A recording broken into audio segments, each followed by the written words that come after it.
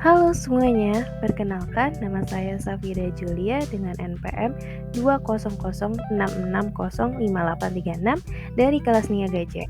Pada kesempatan kali ini saya akan menjelaskan analisis bisnis pada Civixy.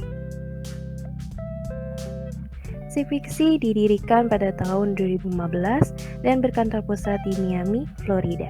Civixy adalah penyedia layanan sumber daya manusia khusus yang menyediakan solusi untuk permintaan tenaga kerja paruh waktu, terutama dalam perdagangan restoran dan layanan perhotelan.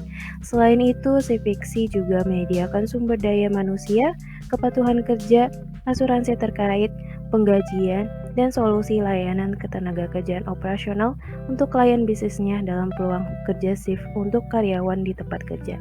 Civixy menggabungkan fasilitas modern dari GID ekonomi atau ekonomi pertunjukan dengan tunjangan pekerjaan tradisional. Berikut analisis SWOT dari Civixy. Analisis SWOT adalah metodologi strategis untuk menganalisis kekuatan dan kelemahan yang dimiliki Civixy dan peluang serta ancaman yang dihadapi oleh Civixy. Strength merupakan kemampuan dan sumber daya perusahaan yang dapat digunakan untuk merancang, mengembangkan, dan mempertahankan keunggulan kompetitif di pasar. Kekuatan yang dimiliki Civixy yaitu memiliki pengenalan brand yang kuat di industri layanan bisnis, memiliki margin keuntungan yang lebih tinggi dibandingkan dengan pesaing industri layanan bisnis, mempunyai brand yang melayani segmen pelanggan yang berbeda dalam segmen layanan bisnis. Civixy memiliki posisi pimpinan pasar yang kuat dalam industri layanan bisnis, dan Civixy memiliki rekor sukses dalam inovasi yang didorong oleh konsumen. Kelemahan yang dimiliki Civixy itu terjadinya penurunan pendapatan per unit untuk Civixy karena daya saing dalam industri layanan bisnis memberikan tekanan ke bawah pada probabilitas. Terus adanya biaya tambahan untuk membangun supply chain dan logistik New York baru karena internet dan AI itu telah mengubah model bisnis secara signifikan pada industri layanan dan mengingat semakin berkurangnya signifikansi jaringan dealer. Jadi Civixy harus membangun jaringan rantai pasokan baru yang kuat. Lalu pergantian karyawan yang tinggi di tingkat bawah dan model bisnis Civixy dapat dengan mudah ditiru oleh para pesaing di industri layanan bisnis.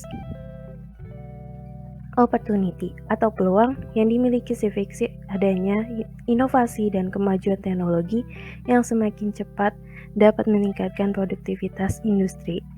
Adanya peluang di layanan online, adanya tren pelanggan yang berimigrasi ke produk akhir yang lebih tinggi, dan terjadinya tingkat inflasi yang lebih rendah membawa lebih banyak stabilitas di pasar.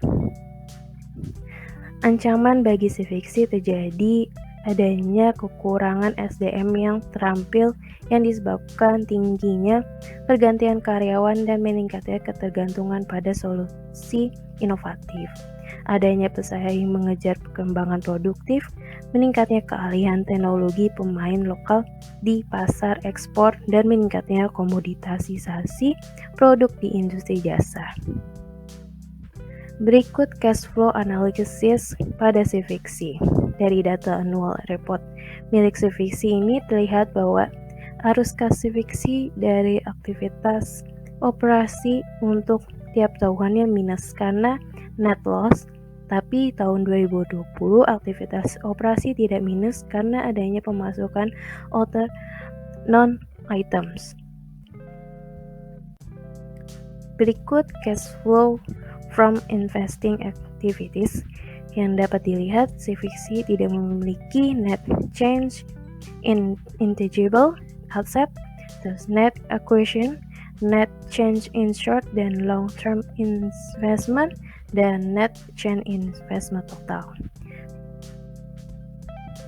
Berikut cash flow from financial activities.